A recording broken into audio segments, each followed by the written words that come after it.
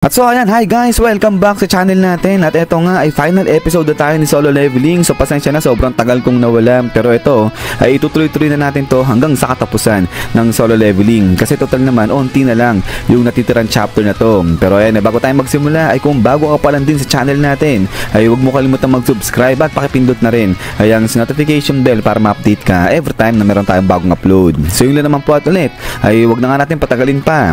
Simulan na natin yan at dito nga tayo muna magsisimula. So sa nakalipas na episode, nakita nga natin na tinalo na ni Jinwoo itong si Biru. Pero ang problema, itong si Hunter Cha mamamatay na kasi nga hindi siya mapagaling o magamot nito ni Jinwoo. So now, ang continuation niya is eto na nga. So dito sabi nga ni Jinwoo, kailangan kumilos na siya agad, huwag siya mag-aksaya ng panahon. Kaya dali-dali baling ngayon siya rito sa may reporter at sinabi na kung pwede, pakipatay muna ay ang camera niya. So ito nagtataka yung reporter, bakit kailangan patayin. So ito ngayon, sabi ni Jinwoo, bilisan ng reporter na to, kung hindi sisirain niya yung camera. So ito, biglang napa-oo ngayon itong reporter. Sabi niya nga dyan, okay sige, walang problema. At ito nga, pagka-turn off niya ng camera, ay bigla na nga tinawag ni Jinwoo yung mga shadows niya at inutusan na hanapin yung katawan ni Hunter Byonggo. So ito nagugulat. Ito si Master Baek sa kung ano yung pinaplanong gawin nga nito ni Jinwoo. At then ay maya-maya pa, ay biglang nakita na nga nung isa sa mga shadows ni Jinwoo itong katawan ni Byonggo, pero ito nga wala nang ulo. So ito, tingin-tingin ngayon si Jinwoo dyan sa katawan ni Byonggo. Sabi niya nga dyan, wala nang ulo kasi nga nakakain na. So ngayon niisip niya, posible pa kayang ma-extract yung shadow dyan sa katawan ni Byonggo. Pero ito nga, pagka-check niya ay sinabi ng system na posible pa, pwede pang i-extract itong shadow ni Byonggo. At then ay pagkatapos nga niyan ay dito nga ngayon tinry ng buhayin ni Jinwoo etong si Byonggo. Sabi niya nga dyan, arise. At then pagkatapos nga niya, boom.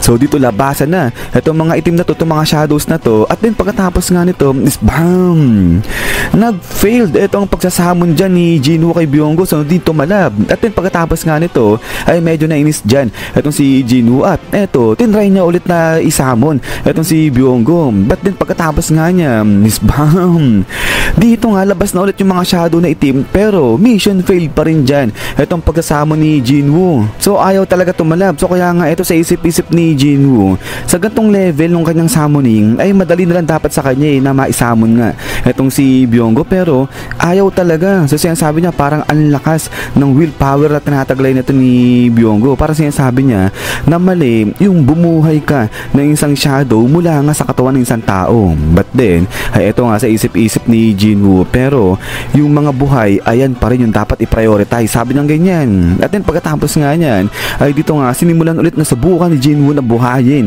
etong si Byonggo. Sabi niya nga dyan, arise. At then pagkatapos nga nito is boom. So dito labasan na ng pagkarami-rami yung mga itim, yung mga shadows dyan sa katawan ni Byonggo. At then pagkatapos niya is dito nga bigla nang tinapik tuloy, bigla nang hinawakan nito ni Master Baek etong si Jinwoo. Sabi niya nga dyan, ano yung ginagawa niya dyan sa katawan ni Byonggo.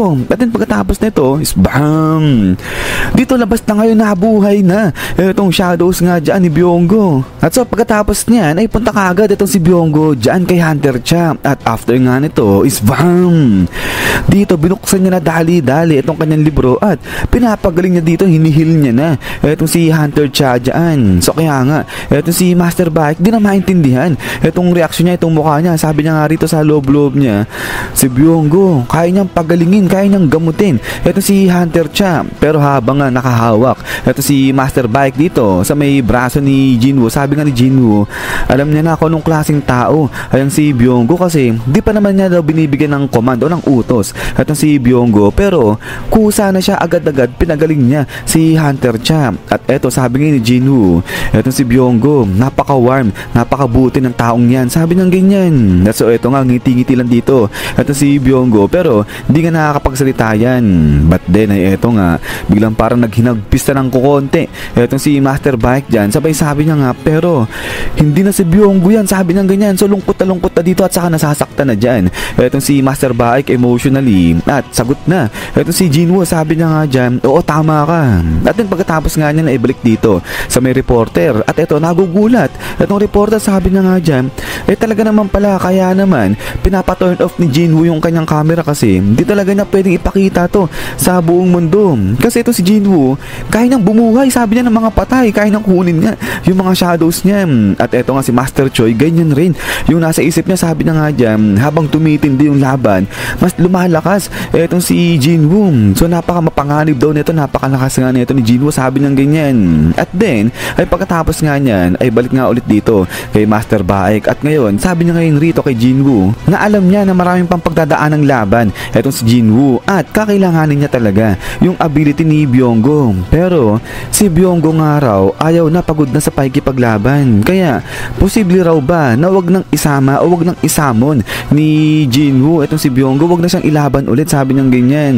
So ito ay habang pinagmamasdan nga ni Jinwoo etong si Byonggo, napapaisip siya. At sagot na ngayon etong si Jinwoo, sabi na nga dyan kay Master Baek, ay pangalawang best niya nang ginagawa kay Jinwoo yan, yung hinahawakan siya sa braso. Kaya ito biglang tinanggal ni Jinwoo etong kamay ni Master Baek din sa may shoulder niya. Pero biglang tuloy pa nga dito ni Jinwoo habang nakangiti. Pero this time iba na etong si Master Baek, kasi nga di na siya inuutusan niya, request na etong ginagawa ni Master Baek sa kanya. At eto ngayon lakad na etong si Jinwoo, sabay-sabi dyan kay Master Baek na parehas sila na nasa isip. So kaya nga eto biglang hawak na ni Jinwoo etong si Byonggo ngayon, sabay biglang sabi cancel extraction. So ito pinalaya na ni Jinwoo etong anino ni Byonggo. At pagkatapos nga niya is bam.